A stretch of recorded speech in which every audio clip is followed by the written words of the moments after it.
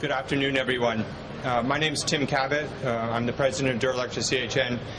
And what I'd like to try and do is to talk about some new things in the anodic coating world, which you probably don't know about, and show how they're relevant to medical manufacturing. And specifically, we've been working on a new variant of anodic coatings. It's a new category. And what we're doing is we're converting an amorphous coating into microcrystalline structures. To understand why that's important, we need to look at a performance map of a conventional anodic coating. And what we see is that although it has a number of positive attributes, there are two areas where anodic coatings are deficient. The first has to do with corrosion resistance, because the aluminum obviously is going to be very reactive, and it's going to easily corrode based on if there's a corrosive ion gets to the surface of the aluminum. And the second issue is that the amorphous coating isn't chemically stable. And where we see this most obviously is in Europe, where people are going to choose a finish for a case or a tray or some other medical delivery system which has to go through repeated cleaning cycles. And in Europe, they're going to use higher pH detergents. And so as a consequence of that, what they're finding is the anodic coating dissolves pretty readily. And so in Europe, the solution to that is to use a more chemically stable metal, like a stainless steel or a titanium or a plastic. So that tells you, this map sort of tells you then where aluminum is used and where it can't be used. And our goal is to show how we can modify the performance of that coating in order to open up the application space where aluminum will be chosen. So a couple of things we need to start with. One is, as you all know, aluminum is highly reactive, and the anodizing develops this hydrated oxide layer. And that coating has many great properties. It's very abrasion resistant. It can be decorated because of the porous nature, allows for a dye to be received. But in some ways, it's an imperfect coating as well, because corrosion takes place where there are fissures in the coating, and those metal ions can find their way down to the substrate and propagate a reaction which only accelerates over time. So unlike some other coating systems, with aluminum anodizing, it's not when the corrosion process starts, it will not stop until, assuming that the environment doesn't change, it won't stop until there's complete failure. So when we think about this diagrammatically, then what we see is the anodic coating, I'm just sort of doing this schematically, has these fissures. And they become pathways for an ion to find its way down to the substrate. And so therefore, the traditional approaches for solving problems with anodic coatings are, one is to reduce the porosity and the pathways, or the second thing is to introduce metal compounds which are going to be more stable. So these are the two strategies that have existed for 70 years, and there's really been nothing new in terms of technology in all of that time. And there are variants of this. People have introduced different sorts of metals. They've introduced different ways of being able to seal. But fundamentally, they've always been working in these two areas. And the problem is both of these have some positives, but they also have negatives. So on the one side is if you reduce porosity, you do that through hydroformal sealing, precipitating sealing, or you can encapsulate. You can put a nylon, and you can create a perfect barrier over the substrate. And on increasing the chemical resistance, you can put in more chemical stable structures, or you can put in monomers and other things. But the problem is that the deficiencies are with the hydrothermal sealings is you have poor chemical stability. With the precipitating sealings, you're oftentimes putting something in which isn't RoHS compliant, which isn't a material which is going to be accepted in a medical world where the toxicology of the material is going to be important. And when you try and encapsulate, you have all the problems of delamination. and those then for introducing contaminants into the system.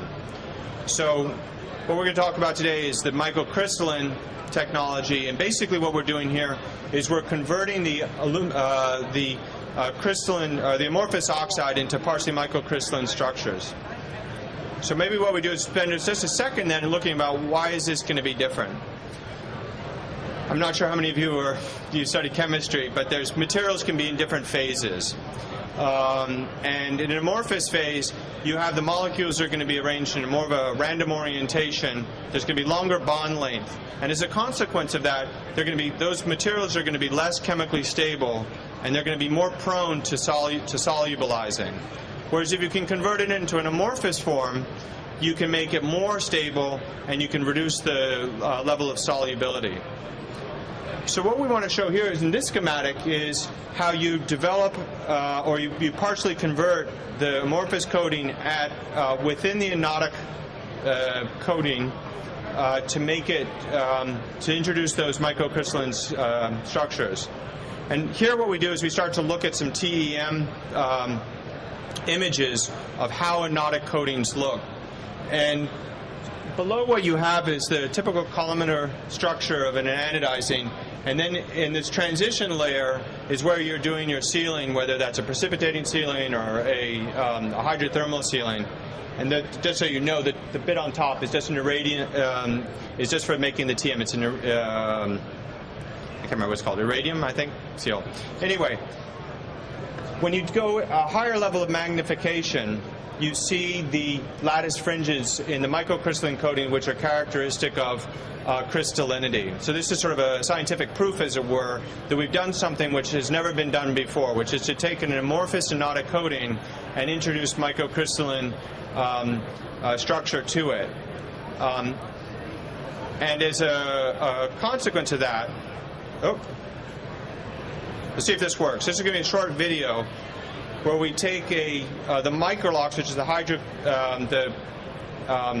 microcrystalline versus conventional amorphous hard coat, and we're going to put these into a caustic, it's a hot, highly concentrated caustic solution. So this is a failure test. And what we're going to look at over this video is that immediately you have on the left side gassing off of the anodic coating. So what's happening is that you're having the reaction starts immediately, and you're having the caustic ions, or the caustic is getting into the oxide, and it's starting to dissolve it, and it's throwing hydrogen off as it does that. So you can see that gassing is taking place, and what happens then is that process starts, as we talked about earlier, it will continue to go. In fact, it will start to accelerate, because as those pathways get bigger, there's going to be more ability now for the caustics to get to the aluminum surface and start, it'll create more space, and the coating will dissolve more quickly. So the name of the game here is, why does one on the left, is it gassing off, and why in the one on the right isn't? And the reason is that those, as we were talking about, those microcrystalline structures are going to be much harder to break apart. And so this video goes on for just a few moments, but what you see is that once the coating is compromised, there's nothing to stop now the complete failure of the coating. That it will go now until it's all stripped off. And in fact, this is a technique which is commonly used in the metal finishing world to remove the coating. Is if you anodize something and you want to get rid of it, what you do is you put it into a caustic tank. And you can see now it's very turbid. The coating is gone on your left. We'll rinse this off just so you can see it more clearly.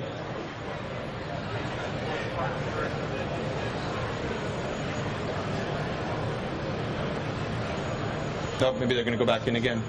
Forgot the.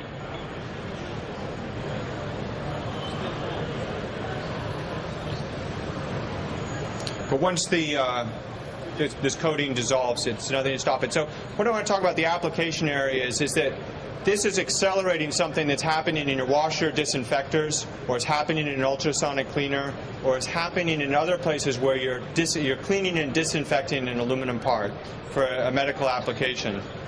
And so oftentimes what people say is if you're using something like, if you manufacture a case or a tray or a module or a fixturing device or something that's made out of aluminum, they'll say, well, we can't use it because the coating isn't going to persevere. So in a couple of minutes, what you're seeing then is how by changing the chemical stability of the coating, you can make something work versus making something that's going to fail. That's all it takes. So as you see, after 4 minutes, the conventional is completely stripped, and the Micro-Locks, for all intents and purposes, has its coating still on it.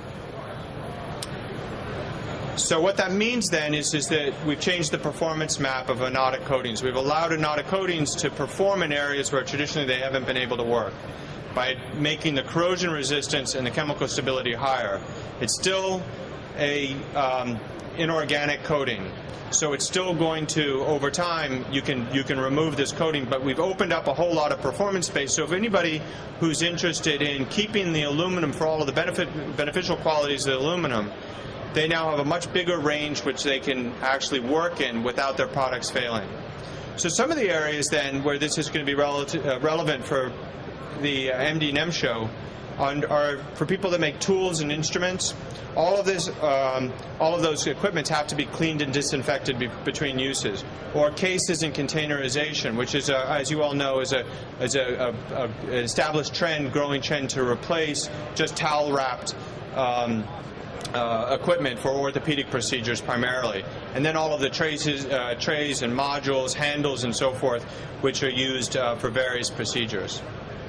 So then, to quickly summarize, there's a new strategy. There's a new type of anodic coating. It's patented. There's nothing like it. It allows people to hold on to all the beneficial qualities of anodizing, but be able to have an anodic coating which is much more chemically stable. So it's marketed under Micro-Locks. There's a website called Micro-Locks. If you'd like to have any more information on it, please go there. Or I'd also be very much interested in answering any questions that you might have. Think about it and you would like to follow up, we're in booth 559. And thank you very much for your time.